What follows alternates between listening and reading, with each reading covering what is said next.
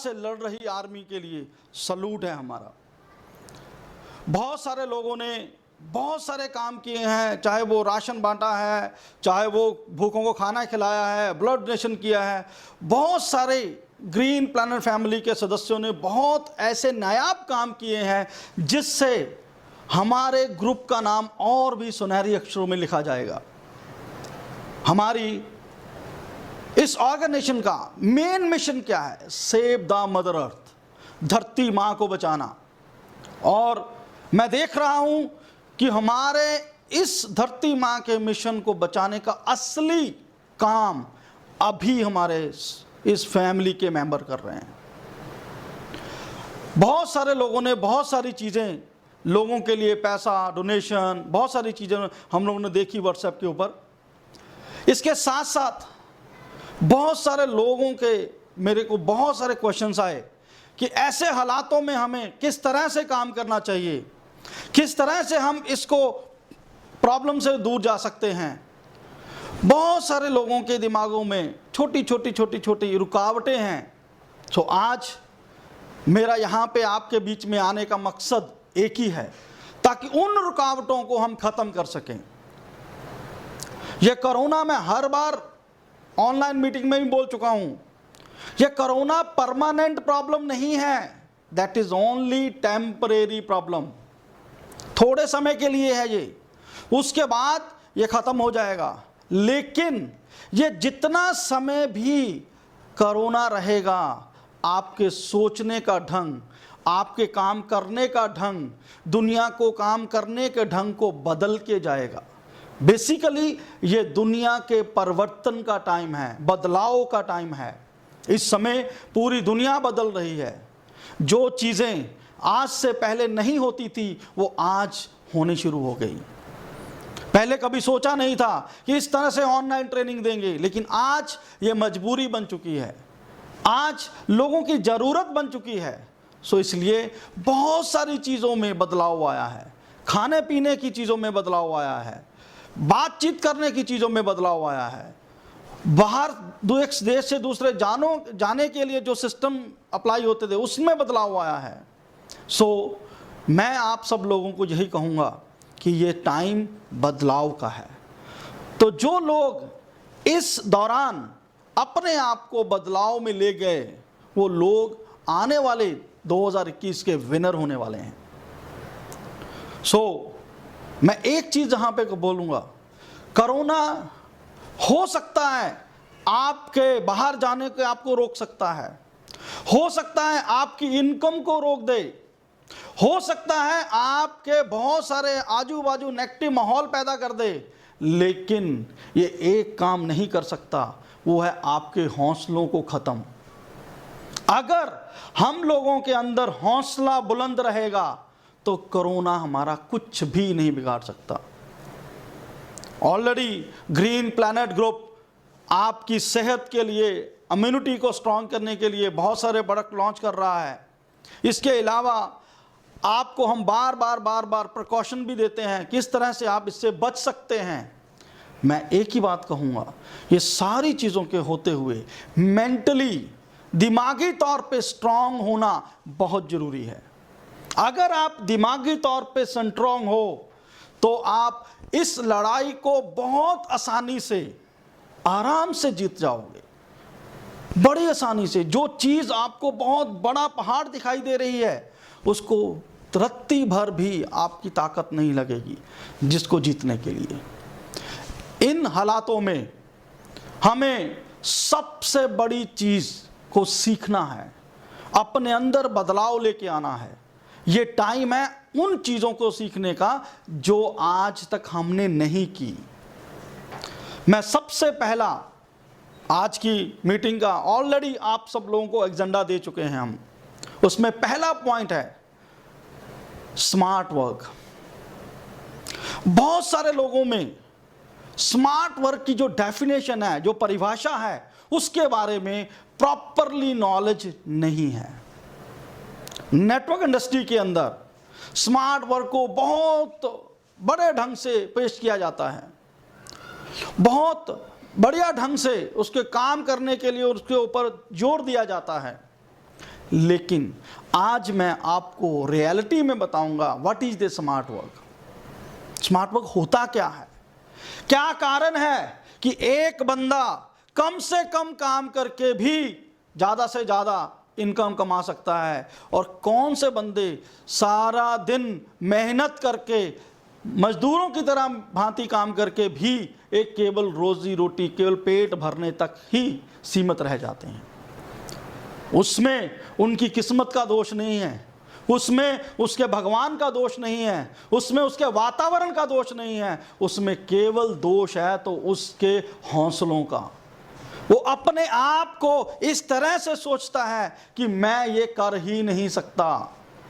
तो ऐसा कुछ नहीं है। अगर हमारे देश में एक चाय वाला पूरे देश का प्रधानमंत्री बन सकता है, तो मेरे ख्याल से हम सब लोग तो उस चाय वाले से बहुत आगे हैं, तो हम बहुत बड़ा काम कर सकते हैं। तो हमें सबसे पहले स्मार्ट वर्क होता क्या है उसको सीखना बहुत जरूरी है।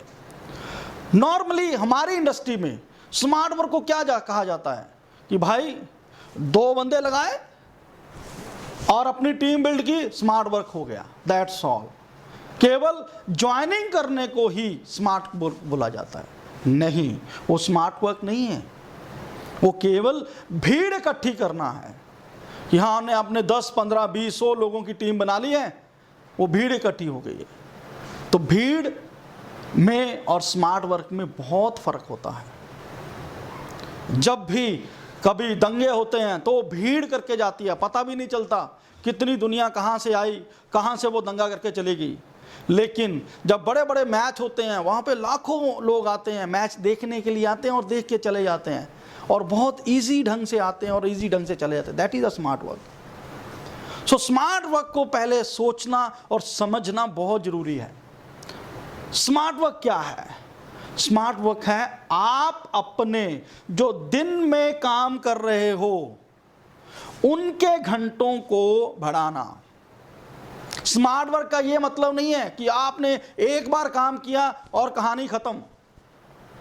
लेकिन मेरे जो भाई हैं, मेरे दोस्त हैं, जो मेरे बुजुर्ग हैं, बच्चे हैं, वो यही समझते हैं कि वन टाइम काम किया और उसके बाद में घर में बैठे बैठे बैठे हमें जो एफडी से पैसा आएगा वो स्मार्ट वर्क है। नहीं, वो स्मार्ट वर्क नहीं है। स्मार्ट वर्क ये है कि अगर एक इंसान दिन में 8 घंटे काम कर रहा है, हाउ कैन अप्लाई टू 16 घंटे या 24 घंटे या 200 घंटे में किस तरह से हम अप्लाई कर सकते हैं। और बहुत सारे लोग इस चीज़ को बहुत अच्छी तरह से जानते हैं कि मैं 2 लोगों को जोड़ूंगा, वो भी 8-8 घंटा काम करेंगे और आराम से वे 24 घंटे का काम हो सकता है। जोड़ने पे अलग बात है, काम करने पे अलग बात है। सो स्मार्ट वर्क का बेसिक फंडा क्या होता है कि आपने काम तो 8 घंटे ही करना है, लेकिन वो 8 घंटा किस तरह से काम करना है ये बहुत इंपॉर्टेंट है। बहुत सारे लोगों को ये भी नहीं पता कि स्मार्ट वर्क और हार्ड वर्क में क्या अंतर है। स्मार्ट वर्क क्या है और हार्ड वर्क क्या है। दोनों कंडीशनों में हमें 8 से 10 घंटे ही काम करना होता है। स्मार्ट वर्क में भी 8 से 10 घंटे काम करते हैं, हार्ड वर्क में भी हम 8 से 10 घंटे काम करते हैं, पर दोनों में अंतर क्या है। हार्ड वर्क में हम लोग फिजिकली हम ज़्यादा काम करते हैं, मेंटली कम करते हैं। लेकिन जो स्मार्ट वर्क है उसमें हम लोग ज़्यादा से ज़्यादा मेंटली काम करते हैं, इमोशनली काम करते हैं, उसमें फिजिकली कम होता है और उसका आउटपुट ज़्यादा रहता है। हार्ड वर्क से जितना आपकी मेहनत, आपका शरीर जितना आपका मैक्सिमम से मैक्सिमम दे सकता है उतना ही दे सकता है। लेकिन स्मार्ट वर्क एक ऐसा सिस्टम है कि जिससे आप अपनी ही तरह के हजारों घंटे काम कर सकते हो। लेकिन बहुत सारे लोग ये समझते हैं कि हम 2 लोग हमने लगा दिए और हमारा काम खत्म हो गया, अब हमें घर पे बैठ जाना है, उसके बाद में वो 2 लोग काम करेंगे और पैसा आएगा। मेरे भाइयों, ऐसा कभी नहीं होता, ऐसा कभी नहीं होता। बहुत कम चांसेस ऐसे होते हैं कि वो 2 लोग ऑलरेडी ज़्यादा कार्यकुशल हों तो पॉसिबल होता है कई बार आप कम काम करो, वो भी ज़्यादा काम करके आपको पैसा आ जाए। लेकिन 99% लोगों को अपनी टीम को बिल्ड करना पड़ता है, अपनी टीम को तैयार करना पड़ता है। जो आज आप जितने बड़े बड़े बिजनेसमैनों को देख रहे हो, रिलायंस, अदानी, टाटा, इन लोगों के पास क्या है? केवल स्मार्ट वर्क। ये लोग स्मार्ट वर्क के जरिए अपनी टीम को बिल्ड करते हैं। एक अंबानी नहीं है, उसकी कंपनी में जितने मैनेजर हैं, जितने भी लोग हैं, वो सारे के सारे अंबानी हैं। लेकिन आपके आगे केवल दिखता एक अंबानी है। बेसिक हर इंडस्ट्री के अंदर जितनी भी मैनेजमेंट है, जितने भी जो लोग उसमें मेहनत कर रहे हैं, अगर आप उसमें डुप्लीकेट अपने आप को कर पाओ, उतने तरह के अंबानी पैदा होते हैं, उतने तरह के टाटा उसके अंदर काम कर रहे हैं, उसके तरह के उतने अदानी काम कर रहे हैं। जितने ज़्यादा आपकी फोटोकॉपीज आपकी टीम के अंदर होंगी, उतना ही ज़्यादा आपको जल्दी पैसा आएगा, उतना ही आप स्मार्ट वर्क कर पाओगे। स्मार्ट वर्क के लिए उसके प्रोटोकॉल्स हैं। स्मार्ट वर्क का मकसद केवल एक नहीं है कि भैया मैंने 2 ज्वाइनिंग लगा दी और काम खत्म हो गया। स्मार्ट वर्क का मकसद है अपनी टीम को बिल्ड करना, अपने आप को डुप्लीकेट करना। यह स्मार्ट वर्क है। हमें चिंता करनी है लोगों की, उनको बिल्ड करने में, उनको तैयार करना है, उनको डुप्लीकेट करना है। बहुत सारे लोग अपने आप को डुप्लीकेट नहीं कर पाते, जिसके कारण उनको पैसा नहीं आता और फिर वो ऑर्गेनाइजेशन को या फिर उस सिस्टम को कोसते हैं कि हम लोग इस सिस्टम से पैसा नहीं कमा सके या इस ऑर्गेनाइजेशन से पैसा नहीं कमा सके। That is the wrong. अगर आप अपने आप को डुप्लीकेट करने की ताकत रखते हो तो आप छोटी से छोटी इंडस्ट्री को भी एक बड़ा ऑर्गेनाइज बना सकते हो। ये आपके ऊपर निर्भर करता है कि आप कितनी तरह अपनी फोटोकॉपी बनाने में काबिल हैं। अगर आपके अंदर फोटोकॉपी बनाने का दम है तो मैं गारंटी देता हूं, आप सोच भी नहीं सकते कि इतना पैसा आप अपनी लाइफ में कमा सकते हो, इतना ज़्यादा आप ऑर्गेनाइजेशन बड़ी कर सकते हो। तो हमें फोटोकॉपी किस तरह से बनानी है, किस तरह से हमें अपने आप को डुप्लीकेट करना है, उसके ऊपर ध्यान देना बहुत ज़रूरी है। सबसे पहला पॉइंट, जब हम आप डुप्लीकेट करने की बात करते हैं तो हमें लगता है कि हमें ग्रीन प्लैनेट के अंदर हमने आदमी का फॉर्म भर दिया, अब इसको कंपनी के साथ जोड़ दिया, कहानी खत्म, अब वो डुप्लीकेट हो गया। नहीं, वो केवल एक एडमिशन है। एडमिशन है आपके स्कूल के अंदर, आपके कॉलेज के अंदर, आपकी टीम के अंदर, उसने केवल एडमिशन लिया है। कभी ऐसा हुआ है कि पहले ही दिन एक विद्यार्थी किसी कॉलेज में दाखिल होता है और वो पहले ही दिन में अव्वल आना शुरू हो जाए, बिना पढ़ाई किए, बिना कुछ सीखे? हर एक व्यक्ति को एक प्रोसेस के अंदर निकलना पड़ता है। उसी प्रोसेस को हम लोग कहते हैं डुप्लीकेशन। एक टीचर, वो जो टीचर आपको पढ़ा रहा है, उसने भी पहले कॉलेज गया, स्कूल गया, कॉलेज गया, उस यूनिवर्सिटी गया, उसके बाद में निकल कर वो टीचर बना।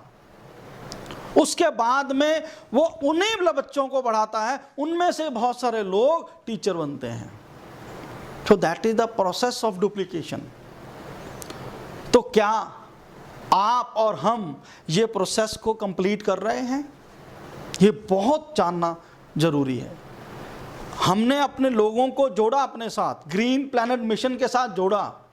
क्या हमने उनको कक्षा 1, कक्षा 2, कक्षा 3, कक्षा 4 क्या उसकी एजुकेशन दी? मैं कक्षा 1 उसको बोलता हूं जिसमें सबसे पहला अध्याय होता है, क्या आपने green planet foundation, green planet trust, green planet organisation, जितने भी हमारी पूरा का पूरा ग्रुप है, क्या उसके बारे में उसको पूरी नॉलेज है? सबसे पहला अध्याय है जी। सबसे पहले उसको पता होना चाहिए कि मैं किस ऑर्गेनाइजेशन के साथ जुड़ा हूं और उसके क्या दायित्व हैं, क्या मिशन है उसका, क्या सोच है उसकी। जब तक ये उसको क्लियर नहीं होगा, तब तक वो अगले चैप्टर तक नहीं जा पाएगा। उनको उसके अंदर की फीलिंग, उसके अंदर का जज्बा वो निकल के बाहर नहीं आएगा। तो सबसे पहला काम क्या है, हम जिन भी लोगों को अपने इस ग्रीन प्लैनेट ग्रुप के अंदर जोड़ते हैं, हमें सबसे पहले उनको पूरा का पूरा ग्रीन प्लैनेट ग्रुप के बारे में पूरी नॉलेज देनी है। कितने सालों से चल रहा है, 18 सालों से है, कितने एरियाज में काम कर रहे हैं हम, agriculture, health care, veterinary, home care, cosmetic, personal care, FMCG, इतने सारे एरियाज में काम कर रहे हैं, उनको उसकी पूरी जानकारी होनी जरूरी है। ये पहली कक्षा का काम है। दूसरी कक्षा में आता है उन प्रोडक्टों का इस्तेमाल किस ढंग से होता है। देखो, एक बच्चा आज पहले ही दिन आया, उसको क्या पता लगेगा कि किस तरह से वो उन प्रोडक्टों का इस्तेमाल करेगा, किस तरह से उसके बेहतरीन रिजल्ट निकाल पाएगा। उसका जिम्मेदारी, उसका ड्यूटी हमारी है, उसकी जिम्मेवारी हमें लेनी होगी कि ये विद्यार्थी को मैंने अपने अंदर लेके टीम के लेके आया हूँ, उसको रेडी करना, किस तरह से वो अच्छे रिजल्ट ले सके, ये हमें काम करना पड़ेगा। तो अगर आप ये सेकंड पार्ट भी उसको कंप्लीट करते हो, तो जिससे क्या होगा, वो एक अच्छा यूजर बनेगा। अच्छा यूजर, ध्यान से रखना मेरी बात को, जो मैं बोल रहा हूं। पहले पे केवल हमने क्या किया, कंपनी के बारे में नॉलेज दी, कंपनी के ग्रुप के बारे में नॉलेज दी। सेकंड नंबर पे हमने दिया हाउ टू यूज, प्रोडक्ट को किस तरह से इस्तेमाल करना है। ये 2 अध्याय करने के बाद में भी वो आपका पार्टनर नहीं बना, अभी वो आपका केवल यूजर बना, ताकि ज़्यादा से ज़्यादा वो प्रोडक्टों की नॉलेज होगी, वो इस्तेमाल करेगा और वो एक कंपनी के साथ, एक ऑर्गेनाइजेशन के साथ, आपके साथ में जुड़ के एक कंज्यूमर की भांति चलेगा। बहुत सारे लोग ये दोनों प्रोसेस कर देते हैं और फिर इच्छा रखते हैं कि ये इस बंदे से मेरे को बहुत ज़्यादा इनकम आने वाली है। नहीं, वो बिजनेस नहीं कर रहा, वो व्यापारी नहीं है, वो क्या है, केवल कंज्यूमर है। तो आपने अभी उन 2 क्लासों में, 2 कक्षाओं के अंदर उसको एक कंज्यूमर बनाया है। उस कंज्यूमर बनने से वो आपके साथ सदा के लिए जुड़ जाएगा प्रोडक्ट के इस्तेमाल करने के लिए। लेकिन अगर आप उसको व्यापारी या बिजनेसमैन, एंटरप्रेन्योर बनाना चाहते हो, तो उसका अध्याय है तीसरा, थर्ड अध्याय। थर्ड अध्याय में क्या होता है, हमें उसको सिखाना है कि किस तरह से लोगों को कंपनी के ऑर्गेनाइजेशन के बारे में या प्रोडक्ट की जानकारी किस तरह से लोगों को प्रेजेंट करनी है। ये तीसरे अध्याय में आता है। तो जब ये वो तीसरा अध्याय सीख जाएगा, किस तरह से लोगों को प्रेजेंटेशन देनी है, किस तरह से लोगों को प्रोडक्ट का इस्तेमाल का ढंग बताना है, अगर वो सीख जाता है, तो तीसरे नंबर पे ये 3 कक्षा लेने के बाद में वो व्यक्ति कंज्यूमर से रिटेलर बनता है। कंज्यूमर से रिटेलर मतलब पहले क्या था, कंज्यूमर था, अब उसने एक और स्टेप आगे आ गया। तो उस स्टेप को हम बोलते हैं, कवर करने के बाद में मैं बोलता हूं दैट इज द रिटेलर। तो आपको थोड़ी सी इनकम आनी शुरू होगी, क्योंकि हो सकता है वो शुरुआत में महीने का 10,000 का सामान बेचे, मे बी 20,000 का सामान बेचे या 50,000 का भी सामान बेचे, डिपेंड करता है उसकी किस तरह की लगन है, किस तरह से आप उसको रेडी करते हो, किस तरह से आप उसको अच्छा रिटेलर बनाते हो, प्रेजेंटेशन उसकी बेस्ट करते हो। सो 3 कक्षा लेने के बाद में, 3 पड़ावों को पार करने के बाद में आप एक केवल अच्छे रिटेलर बनते हो।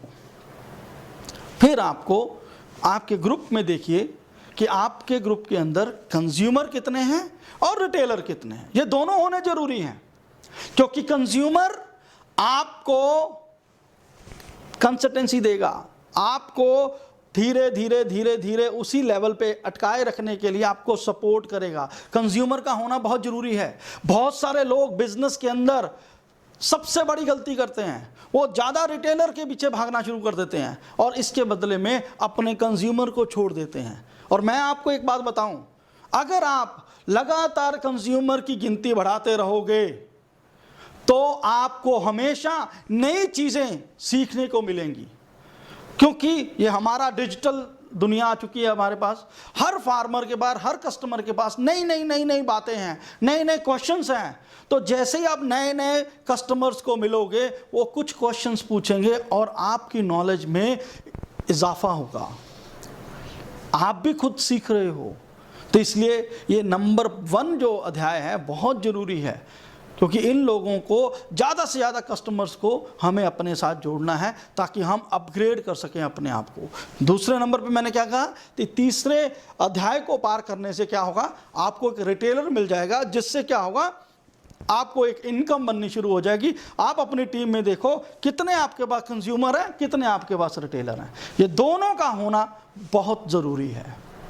ये एक छोटी टीम का एक तैयारी हो गई, एक छोटी टीम बन गई, जिससे आप एक अपनी ज़िंदगी के छोटे सपनों को पूरा कर सकते हैं। इन 3 अध्याय करने के बाद में हम लोग क्या देख पाते हैं कि हमारी टीम में कितने कस्टमर हैं और कितने हमारे पास रिटेलर हैं। तो इससे हम एक छोटी टीम को तैयार कर सकते हैं। आप अपने छोटे सपनों को पूरा कर सकते हो अपनी लाइफ में। लेकिन अगर आपका बड़ा सोच है, बड़ा आप करना चाहते हो, तो हमें क्या करना होगा, अपनी टीम को बड़ा करना होगा। इससे ऊपर भी एक स्टेप है, उसके ऊपर जाना होगा, उसमें हम बोलते हैं लीडरशिप। हमें अपनी ही टीम में से कुछ लोगों को अगले स्टेप पे लेके जाना होगा। उन रिटेलरों में से ही कुछ लोगों को निकालना होगा कि जो लोग अपने नीचे कुछ रिटेलर्स पैदा करें, उनको हैंडल कैसे किया जाता है ये सिखाना होगा उनको। तो जैसे ही आप एक हैंडल करना सीख जाते हो, किस तरह से अपनी टीम को हैंडल करना है, वो एक अध्याय होता है 4था। मैंने आज के टॉपिक में लिखा है what is the hard work and what is the management. Management क्या है और स्मार्ट वर्क क्या है, दोनों में डिफरेंस है। मैनेजमेंट एक अलग अध्याय है। हमें लगता है कि हमने लोगों को इन्फॉर्मेशन दे दी, लोगों को कोई गाइड कर दिया, ये मैनेजमेंट है। नहीं, ये इन्फॉर्मेशन है। ये आप केवल कार्य कर रहे हो, मैनेज नहीं कर रहे हो। मैनेज का मतलब है आपने अपनी टीम के अंदर देखना है, उस टीम के अंदर कितने लोगों को कौन सी ट्रेनिंग की ज़रूरत है, कितने लोगों को कंज्यूमर के अकॉर्डिंग के लिए तैयार है, कितने लोगों को एक बड़े लीडरशिप के अंदर जो ट्रेनिंग कर सकें, जो लोगों को ट्रेन कर सकें, उन ट्रेनर्स की ज़रूरत होगी आपको। और जैसे ही आप अपनी टीम को ट्रेन कर रहे हो, आपके नीचे ट्रेनर पैदा होने शुरू हो जाते हैं। तो दैट इज़ आप 4th पार्ट क्रॉस कर जाते हो। तो जैसे ही 4th पार्ट आप क्रॉस करते हो, देन मैं कहूँगा आप रॉयल्टी के हकदार बन जाते हो। तो जैसे ही आपने एक ट्रेनर को पैदा किया, देखो एक पहले नंबर पे आपने कस्टमर को पैदा किया, वो आपका किचन कभी भी बंद नहीं होने देगा। अगर आपके पास कस्टमर है, अकेला कस्टमर है, वो कभी भी आपकी किचन के खर्चों को बंद नहीं होने देगा। लेकिन जैसे ही आपने रिटेलर को पैदा किया, तो आपके घर के जो नॉर्मली खर्चे हैं उनको करना इजी हो जाएगा। लेकिन जैसे ही आपने तीसरा काम, आपने ट्रेनर्स पैदा करने शुरू कर दिए, आपने लीडर्स पैदा करने शुरू कर दिए, तो फिर आप दुनिया की हर ऊंचाई को हासिल कर सकते हैं। केवल इसकी काबिलियत हमें अपने अंदर लानी है, डुप्लीकेट करने की काबिलियत को लेके आना है। इन 4 हिस्सों में अगर हम लोग काम करेंगे, इन चारों हिस्सों को, काम करने के स्टाइल को, काम करने के सिस्टम को हम स्मार्ट वर्क कहते हैं। केवल माल को ढोना, सामान फार्मर तक पहुंचाना या कस्टमर तक पहुंचाना, ये स्मार्ट वर्क नहीं है। मैं हमेशा बोलता हूं ये डिलीवरी बॉय हैं। तो डिलीवरी बॉय बन के रहोगे तो डिलीवरी बॉय चाहे जितने पैसे मिलेंगे, अगर टाटा बिरला की तरह सोचोगे तो उसके हिसाब से कुर्सी पे बैठकर आपको बड़ा काम करना है। आपको अपने नीचे बहुत सारे लोगों को, लीडर्स, ट्रेनर्स पैदा करने हैं। अगर आप ट्रेनर पैदा करने में कामयाब होते हो तो इजीली आप ये 4था जो पार्ट है इसको कवर करते हो, और आपके हर जिंदगी के ड्रीम्स, जिसको हम कहते हैं, कोई कहता है बड़ा गाड़ी, बड़ा बंगला, हर इस चीज़ को हासिल करने में बहुत ही आसानी से किया जा सकता है। अभी आपने इतना तो जान लिया होगा कि what is a smart work? तो स्मार्ट वर्क है डुप्लीकेट करना, ना कि लोगों को जोड़ना।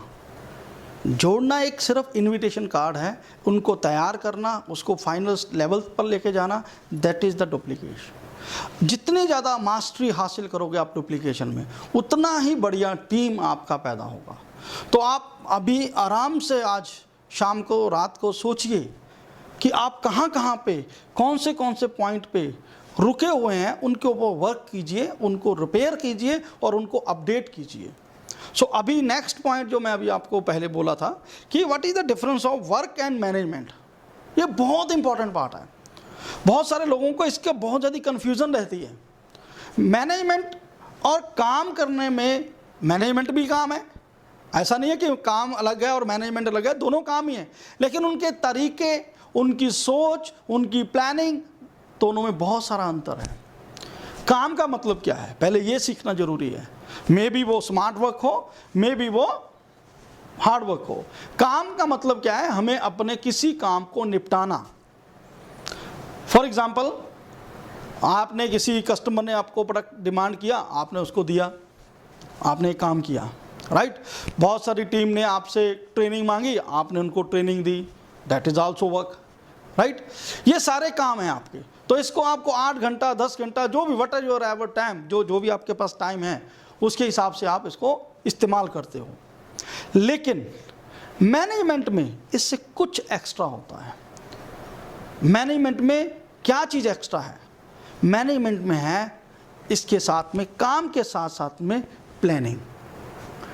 अगर आपने पहले से ही सोचना है कि मेरे कस्टमर को कब कब कौन से सामान की ज़रूरत है, अगर आप उसकी प्लानिंग करते हो, पहले से ही प्लानिंग करके रखते हो, तो आप एक अच्छे ढंग से मैनेज करोगे, मतलब ऑन डिमांड। मैंने पिछली मीटिंग में बोला था कि अगर हमारा मिनी वेयर हाउस जीपीके वाला ये प्रण करे कि हमें 24 आवर में अपने कस्टमर को मटेरियल की डिलीवरी देनी है, तो मैं गारंटी देता हूँ ये ग्रीन प्लैनेट हर एक घर में पहुँच जाएगी।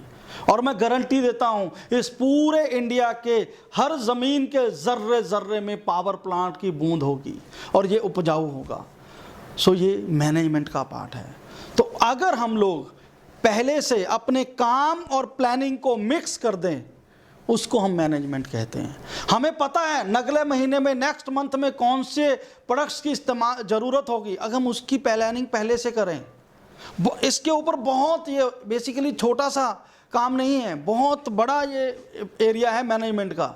हमें यह सीखना है कम से कम पैसों में, कम से कम लागत में हम किस तरह से डिलीवरी कर सकते हैं लोगों के पास, हम किस तरह से कम लागत में ज़्यादा से ज़्यादा मीटिंग्स कर सकते हैं, हम किस तरह से कम लागत में हम प्रमोशन कर सकते हैं। तो ये सारे पार्ट क्या है, मैनेजमेंट के अंदर आते हैं।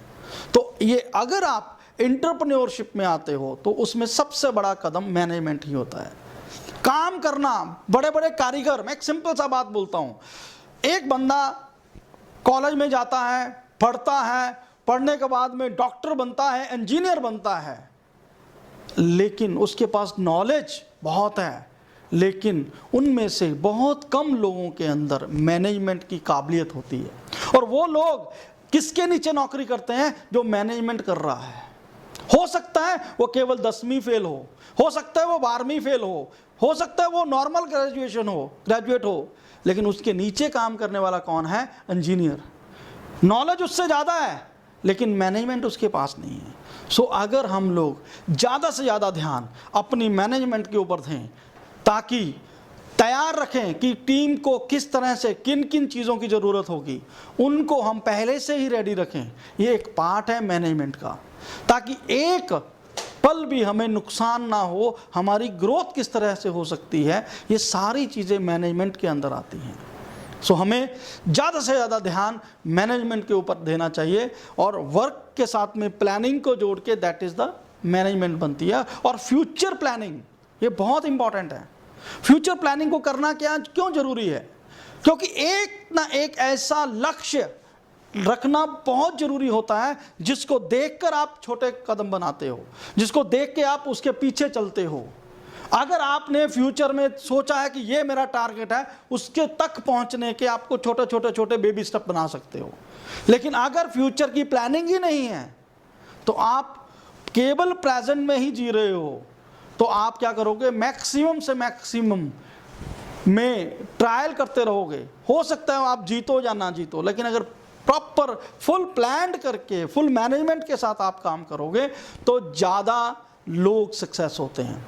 यहाँ पे मैं आपको एक बात ध्यान से बताता हूँ कि आप में से बहुत सारे लोगों को ये क्वेश्चन रहता है दिमाग के अंदर कि यार कुछ लोग ऐसे हैं जो कम काम करते हैं, जल्दी समय में बहुत ज़्यादा अमीर हो जाते हैं, जहाँ कुछ लोग ऐसे हैं जो 20-20 साल काम करने के बाद में भी बहुत ज़्यादा पैसा नहीं कमा पाते।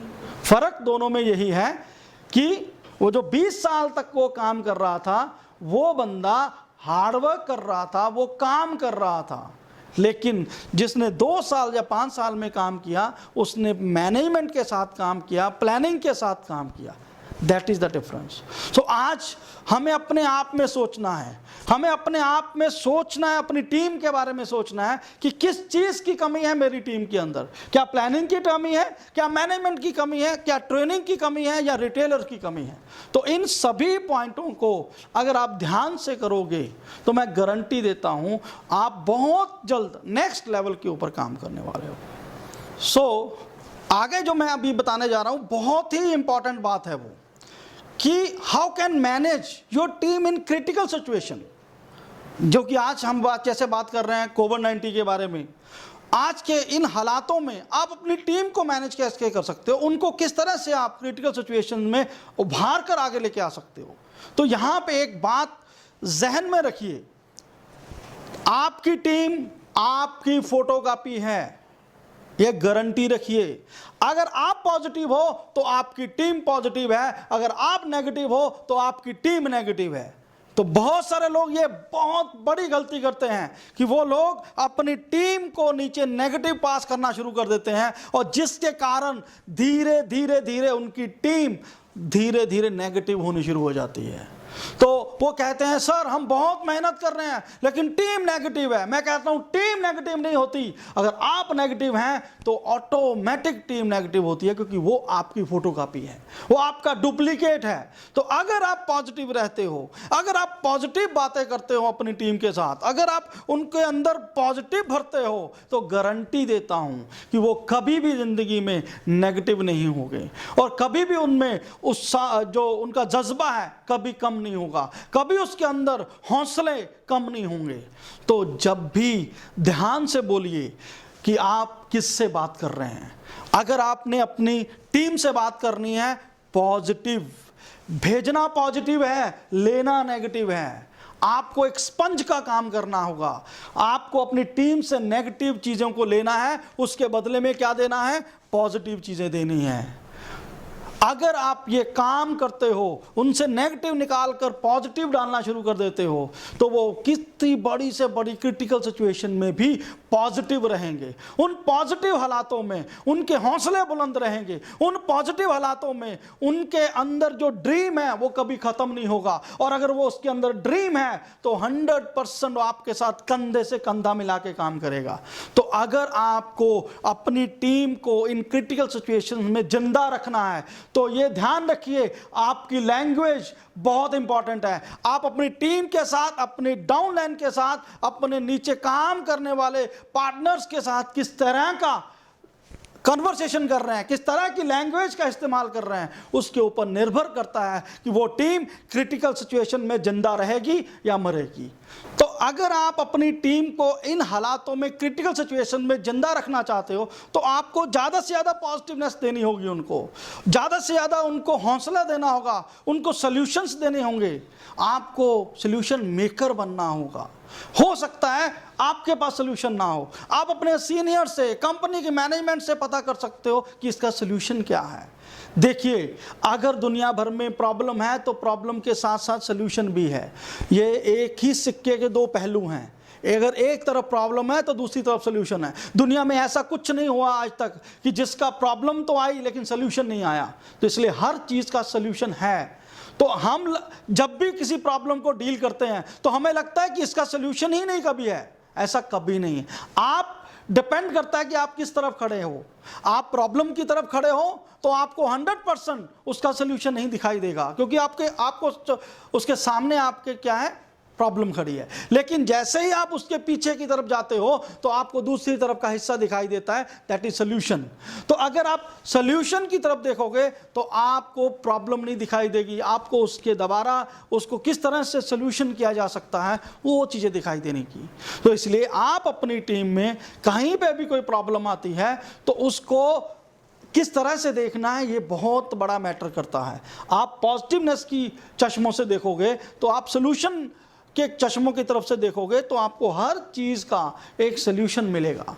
तो अगर आप उस टीम को टाइम टू टाइम सोल्यूशन देते रहोगे, पॉजिटिवनेस देते रहोगे, तो मैं गारंटी देता हूँ दुनिया के वर्स्ट कंडीशन में आप चले जाओ, आपकी टीम के हौसले कभी भी ख़त्म नहीं होंगे, आपके टीम के हौसले बुलंद रहेंगे। तो डिपेंड करता है आपके हौसले के ऊपर, डिपेंड करता है आपकी लैंग्वेज के ऊपर, डिपेंड करता है आपके सॉल्यूशंस के ऊपर, आप किस तरह से डील करते हो, किस तरह से मैनेज करते हो अपनी टीम को, इन चीज़ों के ऊपर निर्भर करता है कि आपकी टीम के क्रिटिकल सिचुएशन में जिंदा रहेगी या नहीं रहेगी। सो इन बातों को बहुत ध्यान रखिए। तो ऐसे हालातों में, जैसे पूरा वर्ल्ड अभी कोरोना में फंसा हुआ है, तो अगर आप अपनी टीम के हौसलों को बुलंद रखने में कामयाब हो जाते हो, उनके अंदर के ड्रीम को जगा कर रखते हो, उनके अंदर के कार्य करने की शक्ति को जिंदा रखते हो, तो समझ लो आपकी टीम इन बुरे हालातों में भी एक बड़ी बलशाली सेना के रूप में खड़ी होगी। तो अगर वो सेना बलशाली है तो कितना भी बड़ा दुश्मन क्यों ना हो, हम उसको हरा सकते हैं। सो इन क्रिटिकल कंडीशन के अंदर हमें अपनी लैंग्वेज, हमें अपने पॉजिटिवनेस, सोल्यूशन मेकिंग के ऊपर काम करना होगा। तो मैं गारंटी देता हूँ आपकी टीम कहीं नहीं जाने वाली, आपकी टीम आपके साथ है। तो केवल टीम तभी टूटती है जब उनका ट्रस्ट टूटता है कि हमारा सीनियर हमें शायद अपनी अम्ब्रेला के नीचे नहीं रखा होगा। एक ध्यान रखिए, यहाँ पे मैं एक शब्द बोलना चाहता हूँ। ऐसे बुरे हालातों के अंदर, जैसे आप एक बारिश के समय एक छाता खोलते हो ना अपने बच्चों के लिए, तो उस छाते के नीचे जब आपके बच्चे आ जाते हैं वो बारिश से भीगने से बच जाते हैं। इसी तरह आपको इस बुरे हालातों में ये पॉजिटिवनेस का छाता खोलना होगा। जैसे ही आप पॉजिटिवनेस का छाता खोलोगे, आपकी पूरी टीम उस छाते के नीचे आ जाएगी, वो उस छाते से वो नेगेटिवनेस से बच जाएंगे और वो उस बुरे हालातों से बच जाएंगे और आपके को ट्रस्ट करेंगे, आपको सपोर्ट करेंगे। सो अभी टाइम है छाता खोलने का। तो प्लीज़ हर बंदा, ग्रीन प्लैनेट का हर सदस्य इस मौके पे पॉजिटिवनेस का छाता खोले, अपने हौसलों का छाता खोले, तो मैं गारंटी देता हूँ कि हर टीम जिंदा रहेगी। सो इस ऐसी सिचुएशन में हमें अपनी टीम के साथ काम करना है। बहुत सारे लोगों का मेरे को फ़ोन आते हैं कि सर हमें अपनी टीम के साथ कैसे काम करना है। तो यहाँ पे बहुत ध्यान के आपने काम करना है। आपकी टीम एक जैसी कभी नहीं होगी। जैसे आपके घर में आपका भाई बहन, माँ बाप, सब लोगों का करैक्टर अलग अलग होता है ना। किसी को गुस्सा जल्दी आता है, किसी को हंसना बहुत आसान रहता है, कोई रोता रहता है। तो हर आप देखोगे अपने घर में भी अगर 5 सदस्य हैं तो पांचों के अलग अलग करैक्टर होंगे। तो मेरे भाई, अगर आपकी टीम के अंदर 100 लोग हैं तो 100 के 100 करैक्टर आने वाले हैं। तो हमें उनको मैनेज करना है, हमें उनको क्रिटिसाइज नहीं करना। बहुत सारे लोग अपनी टीम को क्रिटिसाइज करते हैं, अरे तू ऐसा गलत है, तेरे को करना नहीं आता, तू गलत बोलता है, तेरे को गुस्सा ज़्यादा आता है, तेरे को प्लानिंग करनी नहीं आती। नहीं, अगर उसको प्लानिंग नहीं करनी आती तो उसकी ड्यूटी हमारी है, हमें उसको प्लानिंग सिखानी है। लेकिन उसको बिना बोले ये कि तेरे को नहीं आती, उसको बोलिए कि अरे यार तू तो बहुत बढ़िया कर रहा है, अगर हम इसको और ज़्यादा बढ़िया करेंगे तो थोड़ा और प्लानिंग करना पड़ेगा। अगर तू इतना तक कर सकता है, इससे ज़्यादा भी कर सकता है, मेरे को दिख रहा है, लेकिन उसके लिए हमें थोड़ी और प्लानिंग की ज़रूरत होगी। बहुत सारे लोग गुस्सा करते हैं आपकी टीम के अंदर, उसको प्यार से समझाना होगा कि भाई ये तेरा गुस्सा जो है बहुत ज़बरदस्त है, क्योंकि कई बार गुस्से से काम होते हैं, लेकिन हमें अपनी टीम को लेकर चलना है तो अपने गुस्से को कंट्रोल करके हमें अपनी मोहब्बत से, प्यार से काम करना है। तो इस तरह एक एक करैक्टर के साथ आपको 1 बाय 1 काम करना होगा, उसकी क्वालिटीज़ को लेके काम करना होगा, क्योंकि हर बंदे के अंदर कोई ना कोई भगवान ने क्वालिटी दी है, उस क्वालिटी को उभारना होगा। आप जौहरी हो, अगर आप जौहरी का काम करोगे, उसके अंदर की क्वालिटी को उभारोगे, तो आप देखना आपकी टीम के अंदर बेस्ट से बेस्ट क्वालिटी रेडी होगी। ध्यान देखिए, अगर क्रिकेट का मैच देखते हो तो आपको पता होगा एक विकेट कीपर होता है, एक बैट्समैन होता है, एक फील्डर होता है और एक बॉलर होता है। क्या बहुत कम बार ऐसा होता है कि चारों तरह की पूरी प्लानिंग एक ही बंदे में आ जाए, या पूरी बढ़िया ढंग से वो एक ही बंदा खेले? नहीं।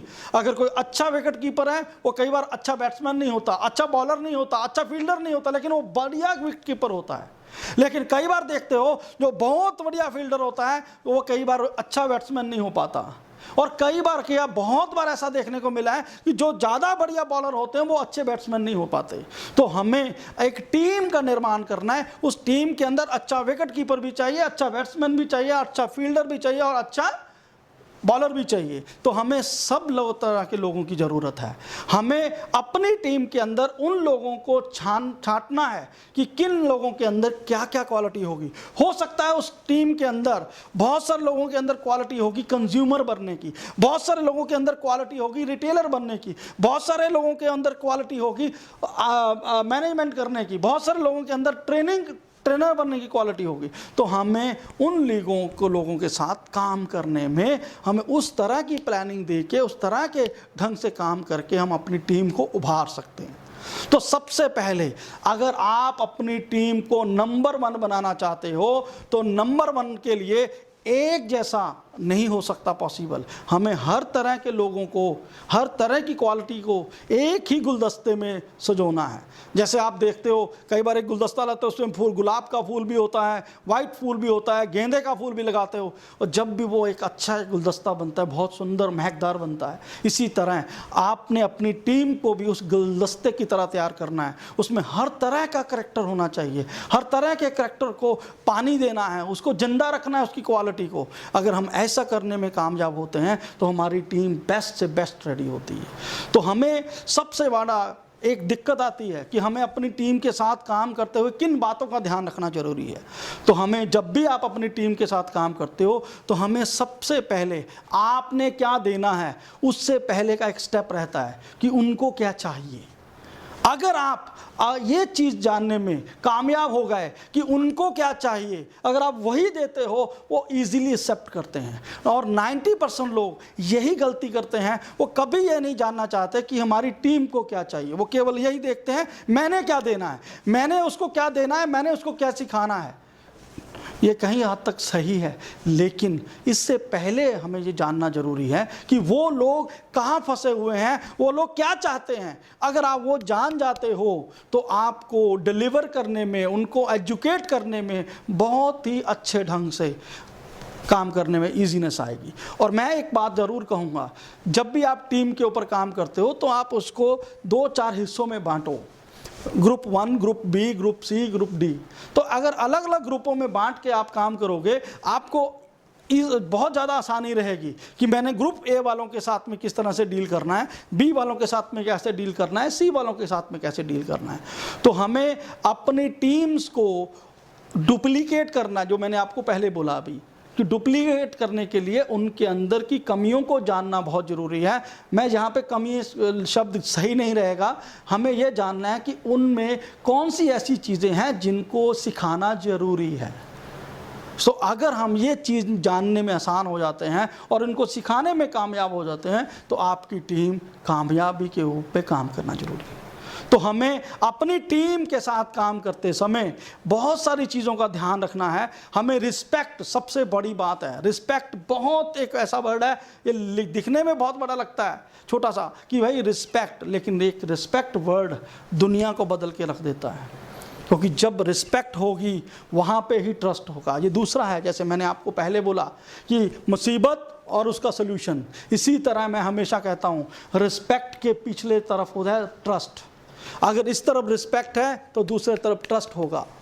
तो जितनी ज़्यादा रिस्पेक्ट आप अपनी टीम को करोगे, उसके बदले में आपको वो टीम आपको ट्रस्ट देगी।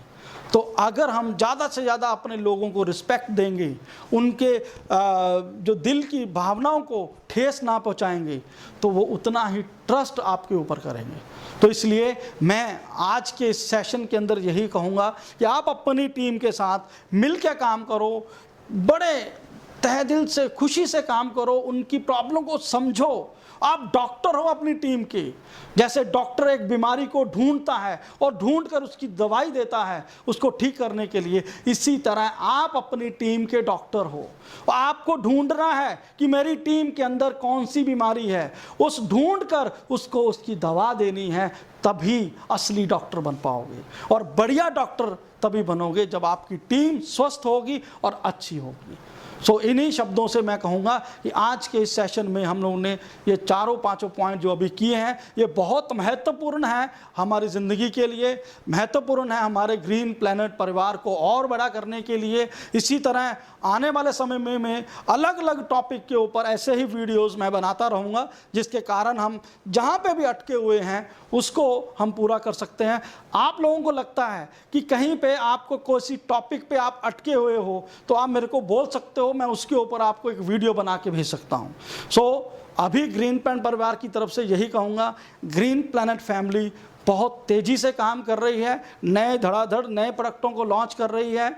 सो एक ट्रस्ट कायम कीजिए, हमें जुड़े रहना है, चाहे वो कोरोना आ जाए, चाहे कुछ भी हो, हमें अपने हौसलों को बुलंद रखना है। अगर हम अपने हौसलों को बुलंद रखते हैं, ये कोरोना आपकी ज़िंदगी को एक रत्ती भर भी हिला नहीं सकता, क्योंकि अगर आपका हौसला बड़ा है कोरोना से, तो कोरोना आपको हाथ भी नहीं लगा पाएगा। सो दूसरे शब्दों में मैं ये कहूँगा कि मैं अपनी फैमिली को, जो ग्रीन प्लैनेट पूरी फैमिली है पूरे देश में, ये पूरी फैमिली को मैं हाथ जोड़ के रिक्वेस्ट करता हूँ कि आपने अपनी सेफ्टी का पूरा ध्यान रखना है। जब भी आप घरों से बाहर जाओगे, अपना मास्क पहन के जाइए, सैनिटाइज़र जेब में रखिए, दूरियाँ बनाए रखें, क्योंकि हमें बाहर तो निकलना ही है, ज़रूरी है, काम के लिए निकलना पड़ेगा, लेकिन हमें अपने बच्चों और बुज़ुर्गों का ध्यान रखना है। मेरे को पता है जो हमारी ग्रीन प्लैनेट की आर्मी है उसको कुछ नहीं होने वाला, लेकिन हमारे घर में बुज़ुर्ग भी हैं, बच्चे भी हैं, हमें उनका ध्यान रखना है।